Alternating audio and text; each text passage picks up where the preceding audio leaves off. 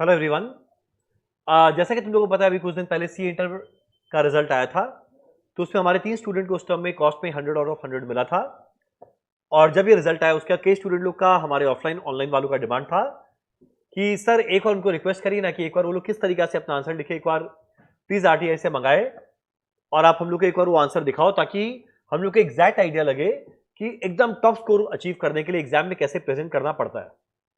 कि पढ़ रहे हैं बड़ा जी जान लगा के, बड़ा मेहनत से पढ़ाई कर रहे हैं, मॉक टेस्ट भी बड़ा दे रहे हैं, पर जब तक ये नहीं पता कि मेन एग्जाम में उनका रिक्वायरमेंट क्या है, किस पे बेसिस पे वो लोग मार्क्स देते हैं, तो फिर वो एक क्लैरिटी मिल जाए ना, तब फिर देखो एग्जाम में के लिए पढ़ने का अलग मजा है। तो इसीलिए जो हमारे 3 स्टूडेंट का जो 100 आउट ऑफ 100 आया था, उसमें एक स्टूडेंट का जो मार्कशीट था वो मैंने कल शेयर किया था।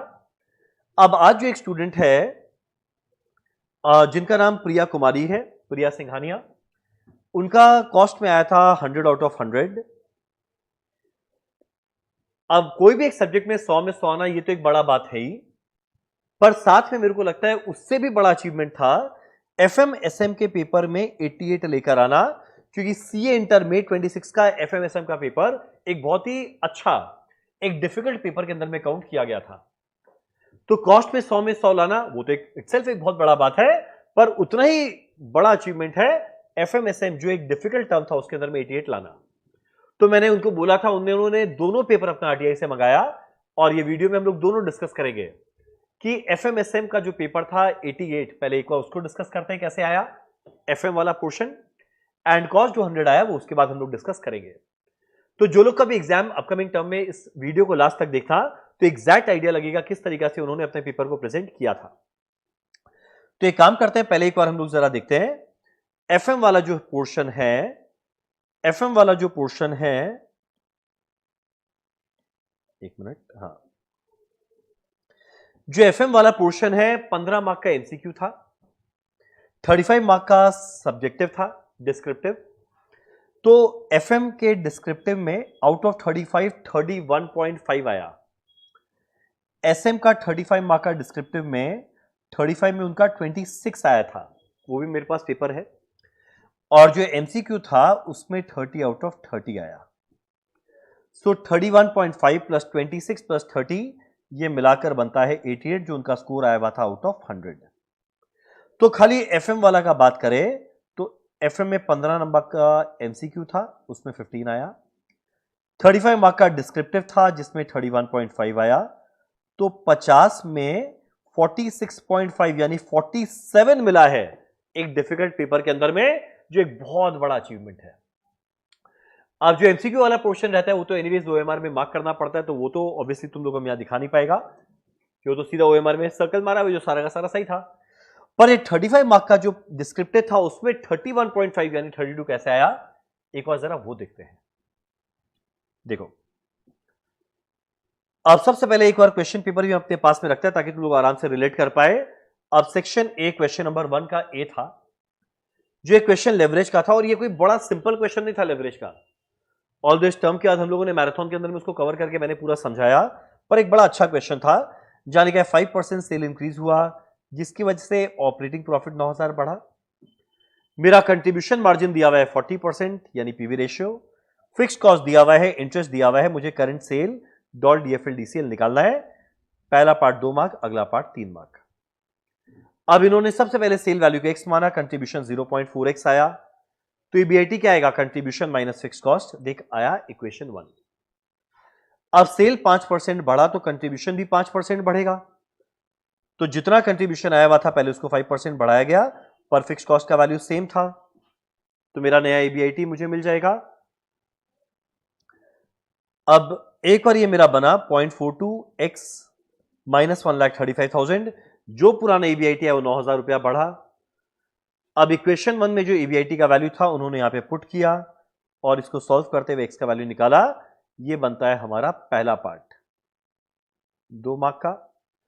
अब एक बार मेरा पहला पार्ट हो गया, इसके बाद इन्होंने एक प्रॉपर इनकम स्टेटमेंट बनाया, जहां सेल वैल्यू लिखा, variable cost, contribution, fix cost, EBIT, interest, जिसके बेसिस पे जो डॉल निकाला ना,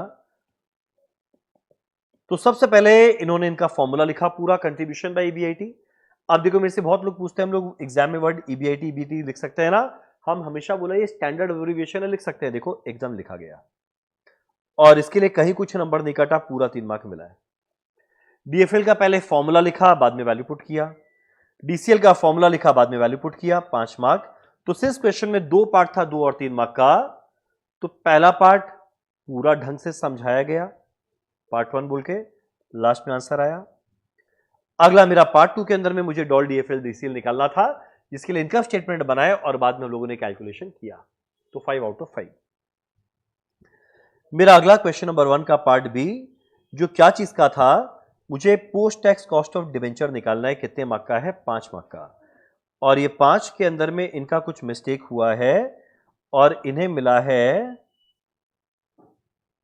5 के अंदर में इन्हें मिला है, वो नहीं, पूरा ही मिला है, 5 आउट ऑफ 5 मिला है। चलो ठीक है। अब मेरे 8% कन्वर्टेबल डिबेंचर ऑफ ₹100 ईच, तो 100 का 8% इंटरेस्ट 8 आया। नंबर ऑफ ईयर्स दिया हुआ है 5, करेंट मार्केट प्राइस दिया 85। मेच्योरिटी के समय डिबेंचर होल्डर को आइदर 5% प्रीमियम रिडीम करेंगे यानी 105 में, या फिर इसको 5 इक्विटी शेयर दे देंगे। करंट इक्विटी शेयर का प्राइस दिया हुआ है 16 रुपया, जस्ट 8.03 डिविडेंड दिया, पर 7 साल पहले 5 दिया था। टैक्स रेट दिया है, मुझे निकालना है post tax cost of debenture using present value method, यानी मुझे लगाना है वाईटीएम मेथड। ठीक है, ये रहा। अब आज के दिन इशू करके क्या मिला? 85 मिला, तो कैश इनफ्लो आया है 85। अब कैश आउटफ्लो हर साल होने वाला है 8 रुपए का इंटरेस्ट, इस पे टैक्स बचेगा 30%, यानी नेट में जाएगा 5.6। कितने साल तक? 5 साल तक, तो ईयर 1 से 5 तक 5.6। अब 5वां साल में कितना रुपया मिलेगा? अब इसके लिए इन्होंने एक प्रॉपर वर्किंग नोट बनाया होगा, ये रहा। सबसे पहले 7 साल पहले डिविडेंड क्या दिया, अभी डिविडेंड कितना दिया गया, इससे मुझे ग्रोथ रेट मिला। अब ग्रोथ रेट मिल गया। अब आज के दिन का प्राइस है इक्विटी शेयर का 16, 5 साल बाद मेच्योर होगा, तो 16 7% के ग्रोथ रेट में 5 साल बाद मेच्योर होकर कितना आएगा? 22.44 पर शेयर निकाला गया। और हर एक डिबेंचर को 5 शेयर दिया गया, 22.44 इंटू 5, 112.2। ये मेच्योरिटी के समय मिला जो इन्होंने यहां पर लिखा।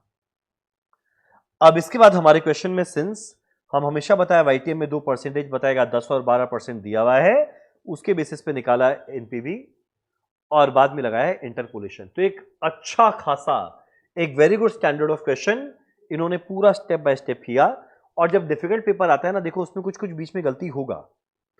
अब जैसे इनका ये वाला पोर्शन गलत हो गया, कोई बात नहीं, अब ये पोर्शन सही था, अब यहां पे इन्होंने ग्रोथ रेट निकालने के लिए गलत तरीका यूज किया, वापस से काट दिया, कोई दिक्कत नहीं। तो डिफिकल्ट पेपर में लोग ये नहीं देखता तुमसे गलती बार बार हो रहा है या नहीं, तुमसे जो किया वो सही हुआ या नहीं, उसको लोग देखते हैं। अब आता है मेरा अगला क्वेश्चन नंबर 1 का पार्ट सी, जो एक रेशियो एनालिसिस का क्वेश्चन है। 4 रेशियो निकालने बोला है। अब जो जो चीज निकालने बोला है उन्होंने सीधा पार्ट 1 पे उस पर फोकस किया, कैलकुलेट किया। पार्ट 2 में अर्निंग्स पर शेयर निकालना है, तो पी रेशियो का पूरा, खाली एमपीएस बाय एपीएस नहीं लिखा, फुल फॉर्म लिखा, मार्केट प्राइस पर शेयर बाय अर्निंग्स पर शेयर, वैल्यू निकाला। अगले पार्ट में डिविडेंड कवरेज रेशियो निकालने बोला है, टोटल डिविडेंड, तो EAT bye preference dividend plus equity dividend, ये दिया हुआ है। ईएटी का वैल्यू मुझे कैलकुलेट करना था, बाकी सारा वैल्यू दिया। तो पूरा वर्किंग देखो कितना टाइम लगा, कैलकुलेट करके बनाया गया। ये एक एक नंबर के लिए इतना वर्किंग था। लास्ट में ईएटी ऊपर वाले पार्ट से आया हुआ है, फुल मार्क्स मिला 5 में 5। तो क्वेश्चन 1 15 आउट ऑफ 15। अब अगला सीधा इन्होंने किया क्वेश्चन नंबर 2 का पार्ट है, जो हमारा एनपीवी निकालना था और मेरा डीआरआर दिया हुआ है 9%। तो एक स्टैंडर्ड जो फॉर्मेट है, particular time period P factor at the rate 9%, amount rupees, present value rupees. अब कैश आउटफ्लो सीधा सीधा हमारे क्वेश्चन में दिया हुआ है, जितना रुपए का खरीदा मशीन 450 350। अब मेरा cash inflow,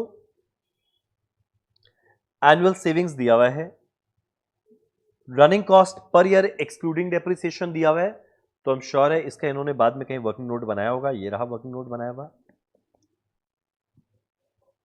annual savings, running cost आया हुआ है, depreciation excluding depreciation, depreciation minus किए तो ईबीटी आया, माइनस टैक्स ईएटी आया, add back depreciation cash inflow मिला। अब ये जो कैश इनफ्लो है ये वैल्यू सीधा यहां पर पुट कर दिया गया। इसके अलावा मेरा थोड़ा और स्क्रैप में सेविंग्स हुआ, जो आई गेस नेक्स्ट पेज में भी कुछ लिखा हुआ है क्या, ये रहा। सैलवेज वैल्यू मेरा देख दिया हुआ है 4,50,000 का 10% 45,000, यहां पे 35,000। और ईयर 6-7 के अंदर में 2 साल और चला, क्योंकि ये 7 साल का था, पहला वाला 5 साल। मेरा पीवी निकाले, प्रेजेंट वैल्यू निकाले, पीआई आया। अब सिंस मुझे डिसाइड करना है और अनइक्वल लाइफ है, तो यहां पे एन्युटी फैक्टर से डिवाइड करके इक्विवेलेंट एनुअलाइज्ड एनपीवी निकाला गया। तो ये कितने मार्क का क्वेश्चन था सर? ये था 7 मार्क का क्वेश्चन और इनको 7 में 7 मिला।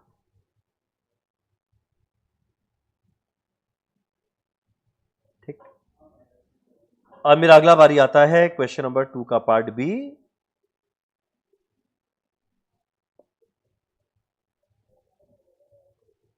जो 3 मार्क का क्वेश्चन था, इस 3 मार्क में देखो यहां पे क्या था। B Limited has received an offer to get a discount of 2% on invoice value of 75,000 if payment is made within 1 month instead of 3 month। अगर बाई चांस अर्ली पेमेंट कर देता है तो इस केस में इनको बैंक से ओवरड्राफ्ट देना पड़ेगा 10% पे, टैक्स रेट दिया 30%। बोलो क्या करें? 3 मार्क का था। अब पहला इन्होंने निकाला डिस्काउंट कितना दिया जाएगा, 75,000 का 2% 15,000, ये राइट हुआ, पहला मार्क मिल गया। अब इंटरेस्ट ऑन बैंक ओवरड्राफ्ट ये इन्होंने थोड़ा गड़बड़ किया हुआ है, तो अब कितना परसेंट एनुअलाइज कॉस्ट आएगा, तो 2% 1,500 रुपए का डिस्काउंट देना है 75,500 को पे करने के लिए इंटू 100, ये देना है विद इन 1 मंथ, अदरवाइज 3 महीना में देता है, यानी 2 महीना बचाया, परसेंटेज के लिए इंटू 12। तो देखो ऐसा नहीं है कि आगे का स्टेप गलत हुआ तो मार्क्स 0 मिल जाएगा, पहला खाली डिस्काउंट भी निकाला ना, देखो इसके लिए एक स्टेप मार्क मिला। तो मेरा बोलने का मतलब ये है ना कि अगर बाई चांस एग्जाम के अंदर में पूरा क्वेश्चन नहीं भी आए पर सिंपल छोटा छोटा स्टेप भी करे ना, तो देखो किस तरीके से स्टेप मार्क मिलता है। तो इस क्वेश्चन में इनका 2 मार्क चला गया। ठीक, 3.5 मार्क गया, 2 नंबर यहां पे गया। अब अगला है क्वेश्चन नंबर 3 का ए, जो हमारे डिविडेंड पॉलिसी चैप्टर का है। कितने मार्क का क्वेश्चन है सर? 4 मार्क का। इनको कितना मिला है? इनको 4 मार्क मिला, पर जस्ट इमेजिन करो इस 4 मार्क को अचीव करने के लिए इनका पूरा 3 पेज का सोल्यूशन था। पहला पार्ट में इनको निकालने क्या बोला है, ईपीएस निकालना है, मार्केट प्राइस पर शेयर। ईपीएस के लिए इनको पहले आफेश चाहिए था, आफेश कैसे आता है, EAT minus preference dividend, number of share से डिवाइड किया, ईपीएस आया। अब अगला वॉल्टर मॉडल लगाना है, तो वॉल्टर मॉडल का पहले इन्होंने फॉर्मूला लिखा। अब डिफिकल्ट पेपर के अंदर में ना सारा का सारा अब्रिविएशन को डिफाइन करने का समय नहीं मिलता, और देखो ये पूरा का पूरा इनको टाइम मिला भी नहीं। सीधा फॉर्मूला लिखा D plus E minus D into R by K E, सीधा वैल्यू पुट किया, पहला पार्ट राइट, 2 मार्क मिल गया। इस तरीके से स्टेप मार्किंग मिलता है। मेरा अगला पार्ट में मुझे मार्केट प्राइस को बनाना है 60, बताओ रिटेंशन रेशियो क्या रहेगा, तो मुझे डिविडेंड को एक्स मानना पड़ा, या यहां पे इन्होंने डी मान के चलाया। एमपीएस दिया हुआ है, डी मुझे निकालना, इन्होंने कैलकुलेट किया, डीपी रेशियो आया 100 माइनस डीपी रेशियो मिल गया, रिटेंशन रेशियो। अब आखिरी पार्ट में optimum dividend pay out ratio मांगा है, optimum dividend pay out ratio मांगा है, जिसके लिए यहां पे इन्होंने 0% निकाला, आर और के को कंपेयर करके मिला 4 में 4। अब मेरा अगला 3 का पार्ट बी, आई थिंक मैंने कुछ मिस कर दिया क्या,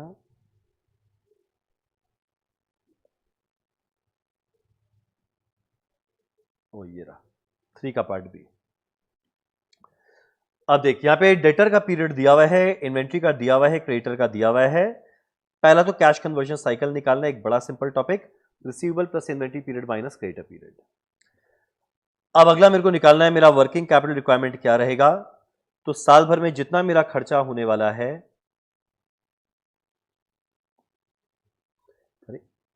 हाँ साल भर में मेरा जितना खर्चा होने वाला है 200 का 90% 180 लाख खर्चा होने वाला है, इसको डिवाइड कर दिया नंबर ऑफ साइकिल से, मुझे मिल गया कितना कैश लगेगा। ठीक, अब अगला मेरा सेकंड पार्ट में मांगा है, वापस से कुछ डिस्काउंट वाला था, जैसा एक क्वेश्चन ऑलरेडी पहले आया था। ये भी देख कितने मार्क का है क्वेश्चन, 2 + 4, तो पहले वाले में 2 में 2 मिला। जो अगला वाला पार्ट है इसके अंदर में कुछ स्टेप मार्किंग था, कुछ गलत था, तो मार्क्स मिला। तो ये एक वेरी डिफिकल्ट पेपर में तुम लोग इस बात को रियलाइज करो, इनको ऐसा नहीं है पूरा का पूरा हर जगह 1 शॉट में राइट आंसर आया। बीच बीच में कहीं पे काटना पड़ा, पर हर एक स्टेप को जो एटलीस्ट आता था उसको कितना ब्यूटीफुली दिखाया ताकि उसमें फुल मार्क्स मिले। सो ये हम लोगों ने बात किया कॉस्ट का, सॉरी एफएम का। अब अगला बात करते हैं कॉस्ट का। तो कॉस्ट 70 मार्क का था, उनको 70 में 70 मिला, एमसीक्यू में भी 30 में 30 मिला, कुल मिलाकर 100 में 100। अब बिना टाइम वेस्ट किए फटाफट एक बार देखिए इन्होंने किस तरीका से प्रेजेंट किया। अब हमारा कॉस्टशीट का क्वेश्चन था। कॉस्टशीट का जो हमारा क्वेश्चन था यहां पे जैसे देख, लेबर के अंदर में 300 आर एट द रेट 50, 200 घंटा एट द रेट 40, सीधा लिखा नहीं, बाजू में दिखाया कैसे आया। सिमिलरली ओवरहेड के अंदर में भी रेट को आर से मल्टीप्लाई करके निकालना था, देख मल्टीप्लाई करके निकाल के बताया कैसे आया। अगला एडमिन 20% ऑफ वर्क्स कॉस्ट है, वर्क्स कॉस्ट का 20% एक ब्रैकेट में निकालकर बताया। Profit 25% on sale, 1/4 on sale, 1/3 on cost, calculate करके आया। ठीक, चलो डन।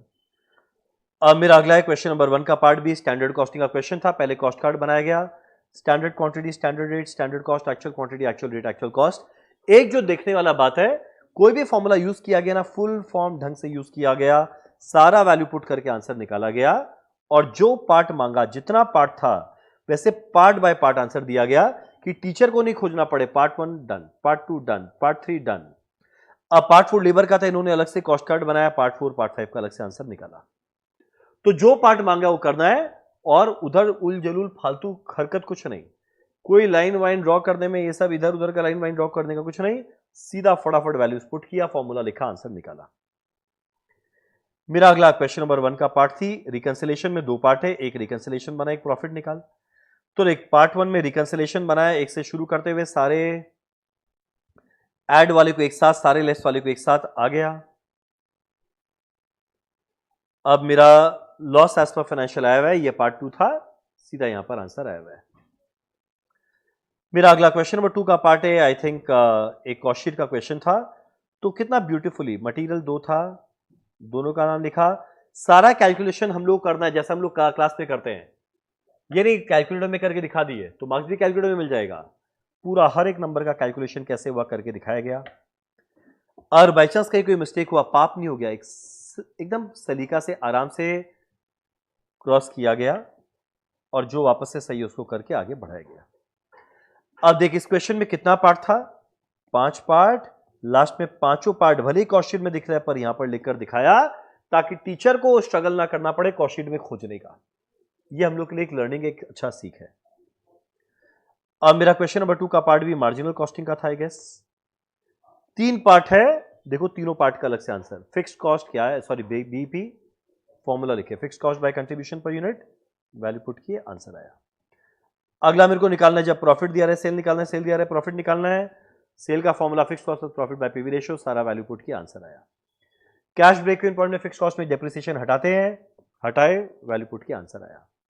तो इस तरीका से पार्ट बाय पार्ट जो जो चाहिए आया, पर ये सब वैल्यूज कहां से आया, ऐसा नहीं है कि हवा में हुआ, हर एक का बाद में वर्किंग नोट दिखाया गया है, किस तरीका से सारा आया, सारा वर्किंग नोट। पीवी रेशियो कैसे आया, नो शॉर्टफॉल, पूरा ढंग से। प्रॉफिट एट 80% कैसे आया, पूरा निकल दिखाया गया। तो जरूरी नहीं है तुमको पहले वर्किंग दिखाना है बाद में दिखाना है, तुमको जहां दिखाना है दिखाओ, कंसेप्चुअली सही होना चाहिए। तो कल मैंने जैसा प्रेजेंटेशन दिखाया, आज मैंने जैसा प्रेजेंटेशन दिखाया, दोनों के प्रेजेंटेशन में स्लाइड डिफरेंस है, पर करेक्ट एनालॉजिकली मार्क्स मिलेगा। अब जैसे हमारा क्वेश्चन 3 का पार्ट है, प्रोसेस कॉस्टिंग का क्वेश्चन हो गया, sorry joint and by product का।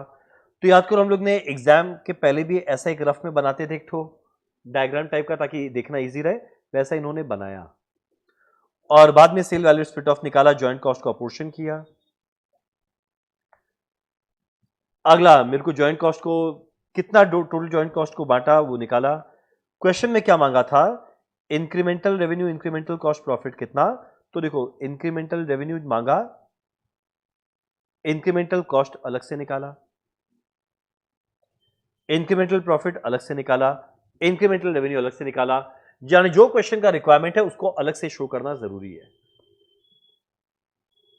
मेरा अगला क्वेश्चन फिक्स्ड ओवरहेड वेरिएंस का एक अच्छा क्वेश्चन था, 4 पार्ट था, चारों का पहले फॉर्मूला लिखे, expenditure variance standard cost minus actual cost, volume variance standard cost for actual output minus standard cost, calendar variance RSH minus SH into SR। अब जो नंबर जहां से आया देखो ब्रैकेट में वर्किंग नोट लिख दिया और हर चीज प्रॉपर वर्किंग नोट में नीचे, ये सारा वर्किंग नोट का पार्ट है। सोचो कितना ब्यूटीफुली वर्किंग नोट में सब दिखाया गया सारा। चलो मेरा अगला क्वेश्चन नंबर 4 का एक बजट का क्वेश्चन था, जहां पे बजटेड सेल दिया हुआ था, अगले साल कुछ कुछ चेंजेस आएगा। तो अब एग्जांपल बड़ा सिंपल सा बात है, जैसे 1000 यूनिट पहले था, 15% बढ़ा, तो 1000 का 15% 150 होता है, पता है। पर इन्होंने क्या किया, 1000 का 15% अलग से दिखाया, फिर और आगे एडिशनल सेल 200 अलग से दिखाया, टोटल यूनिट आया, सेलिंग प्राइस 10% हुआ, दिखाया, इनटू किया। तो यानी एग्जामिनर को कहीं कोई डाउट ही नहीं है कि भैया तुम कैसे निकाला, तुमने हर एक चीज का कैलकुलेशन किया, आइदर नीचे वर्किंग में कर या फिर यहां पर दिखा कर दर करना है। ठीक, लास्ट में हमारा एक लेबर टर्नओवर का क्वेश्चन, 3 पार्ट था। पार्ट 1 में एवरेज वर्कर पूछा, निकाला। पार्ट 2 में न्यू वर्कर रिक्रूटेड पूछा, वो निकाला। पार्ट 3 में लेफ्ट सेपरेटेड पूछा, निकाला। यानी कहीं 1% भी स्कोप ही नहीं है मार्क्स काटा जाए। लास्ट में हमारा क्वेश्चन था एक्टिविटी बेस्ड कॉस्टिंग का, पहला absorption, material, labour, prime cost, factory overhead कैसा है, नीचे एक वर्किंग नोट।